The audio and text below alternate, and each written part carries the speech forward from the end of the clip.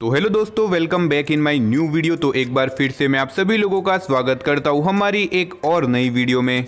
जो हद हो गई यार ये तो फिर काम शुरू करें।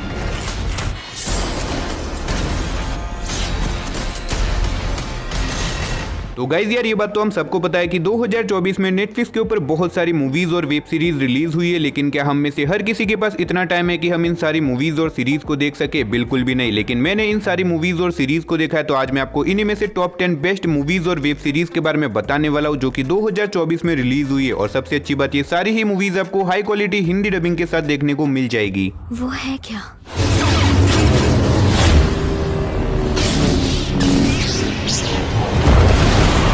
तो चलिए बिना देरी के वीडियो की शुरुआत करते हैं हमारी आज की नंबर 10 की मूवी से, जिसका नाम है वायलेंट नाइट। ये 2022 में रिलीज हुई एक एक्शन कॉमेडी मूवी है, जिसे IMDb की तरफ से 6.7 आउट ऑफ 10 की रेटिंग मिली हुई है। इस मूवी के अंदर में कहानी दिखाई जाती है एक बहुत अमीर फैमिली की, जो कि क्रिसमस मनाने के लिए अपने पुराने घर में आते हैं, लेकिन अचानक से वहां पे कुछ लुटेरे आ जाते हैं उनके घर के अंदर $300 मिलियन की चोरी करने के लिए। लेकिन कहानी में असली ट्विस्ट तो बताया जब इसी बीच एक सेंटा क्लॉज इसी घर के अंदर गिफ्ट बांटने के लिए आता है, और वो भी इन सब चक्करों के अंदर फंस जाता है। लेकिन ये सेंटा कोई नॉर्मल सेंटा नहीं है, ये एक रियल का सेंटा है। और भाई जब इसकी सटक जाती है, वो एक एक करके इन सभी लोगों की बहुत गंदे तरीके से लेने लगता है। यानी कि वो डिसाइड करता है कि वो कैसे भी करके इस अमीर फैमिली को इन लोगों से बचा के रहेगा। अब आखिर एक अकेला सेंटा इतने सारे गुंडों का सामना कैसे करेगा, और इस बीच मूवी के अंदर क्या कुछ होता है, वही सब कहानी जानने के लिए आपको इस मूवी को देखना पड़ेगा। अब इस मूवी के अंदर आपको एक्शन के साथ साथ यार बहुत ही तगड़े वाली कॉमेडी भी देखने को मिल जाएगी। अगर आपको एक्शन कॉमेडी मूवी देखना पसंद है तो मेक श्योर आप इस मूवी को एक बार जरूर ट्राई करना। तो नंबर 9 पे जो मूवी आती है, उस मूवी का नाम है मिया क्लूपा। ये 2024 में रिलीज हुई एक ड्रामा थ्रिलर मूवी है, जिसे IMDb की तरफ से 5.1 आउट ऑफ 10 की रेटिंग मिली हुई है। इस मूवी के अंदर हमें कहानी दिखाई जाती है मिया नाम के एक लॉयर की, जिसकी अपनी मैरिड लाइफ बहुत ज्यादा प्रॉब्लम में चल रही है, जिसकी वजह से वो बहुत ज्यादा परेशान है। अब इसी बीच मिया को एक आदमी का केस मिलता है, जिस आदमी के ऊपर अपने ही गर्लफ्रेंड को मारने का आरोप लगा हुआ है। अब ऐसे में मिया इस केस को इन्वेस्टिगेशन करने में लग जाती है, लेकिन कहानी में ट्विस्ट तो बताया जब मिया को अपने ही क्लाइंट से प्यार होने लग जाता है। अब इससे आगे मैंने अगर आपको मूवी की कहानी के बारे में बताया तो मूवी की स्टोरी रिवील हो सकती है। अगर आप जानना चाहते हो पूरी मूवी की मिस्ट्री और इसके अंदर दिखाया गया थ्रिल क्या है, तो आपको इस मूवी को देखना पड़ेगा।